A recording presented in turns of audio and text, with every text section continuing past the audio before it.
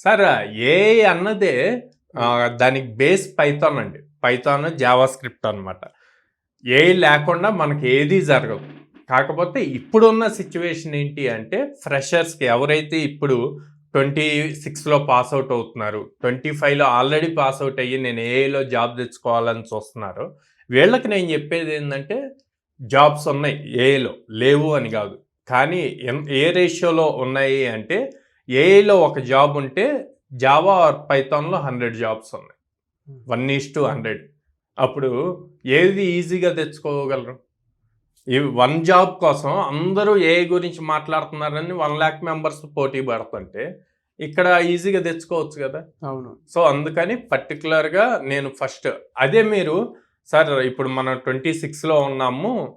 2029, 2030 అంటే ఇప్పుడు BTech first year, second ఇయర్‌లో ఉన్నవాళ్ళు ఆ కెరియర్ ఎలా బిల్డ్ చేసుకోవాలి అంటే, నేను ఈ జావా, పైథాన్ చెప్పనండి.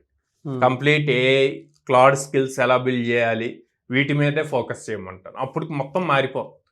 సో, ఎప్పుడున్న మార్కెట్ సిచ్యువేషన్ బట్టి అప్పుడు మనం దాన్ని అనాలిసిస్ చేసుకొని నేర్చుకోవాలి.